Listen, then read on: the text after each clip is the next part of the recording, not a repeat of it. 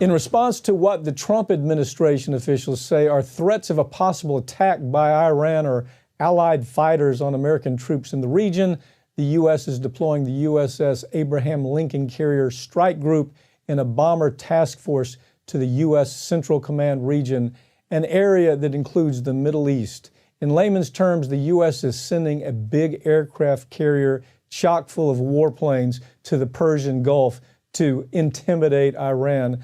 The announcement was made in a press release by U.S. National Security Advisor John Bolton, who's thirsty as he can be for a war with Iran, even if he won't admit it. In that statement, Bolton said the United States isn't seeking war with the Iranian regime, but we're fully prepared to respond to any attack, whether by proxy, the Islamic Revolutionary Guard Corps, or regular Iranian forces. Joining us from D.C. is Tyrell Ventura, host of Watching the Hawks. Tyrell, tensions with Iran have escalated throughout the Trump presidency. This is a classic American foreign policy play. It's a drain on the country with economic sanctions until they can't take anything else more away. Then take any action to retaliate, and all of a sudden it's called a unilateral attack. This is all lining up in a way that you've talked about on your show. It's almost like you've seen this coming for a long time. What is your take on what's happening right here? Well, it is that classic playbook that we see over and over again, Mike. I mean, when you look at it, it's almost as if the Trump administration and the people in it are they don't understand that it's not just 3 news stations anymore and the internet doesn't exist, because when you see this same, set of standards repeated over and over, as you eloquently said earlier, and the fact that, you throw the sanctions on the country, then if they try to retaliate to those sanctions because their people are starving, we can say that's aggression, and now we can move our ships in an attack. I mean, let's remember that this battle, this ship that they're sending over there with the attack planes,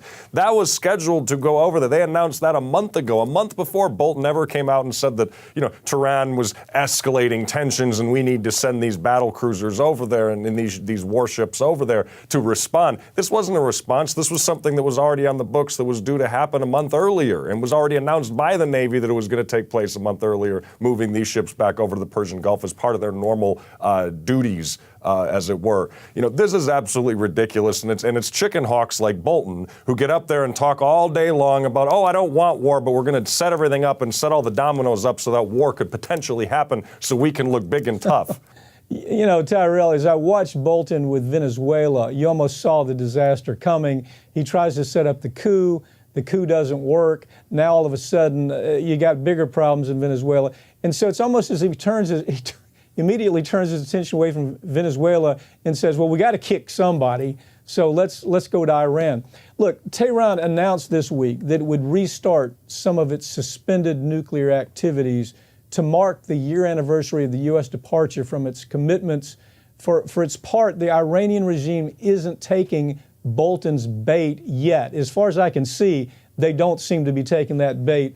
What are you seeing here? Does this give them another opportunity to just do something a little bit unpredictable? Is what a lot of folks looking at this say, the thing that we can't handle here is the unpredictable nature of leadership in Iran. What is your take on that? Well, I mean, Iran's in this tough predicament because at the end of the day, as an outsider looking in at that country and seeing how they respond to this, with the U.S. kind of, like you said, setting everything up for them to, fail and justify U.S. presence, justify invasion, justify war, it puts Iran in a tough position because they want to be their own sovereign country and make their own decisions. And, and if we're stacking the deck against them to where any little twitch, any little move that suddenly Donald Trump and the boys don't like, that puts them in a hard position to go about their regular business and being a country and being a sovereign country that's not, held underneath, they don't belong to us. It's not our job to go over and tell them what they can or can't do until there's actual proof that they're a threat to the United States in a realistic way and not something that's been propped up.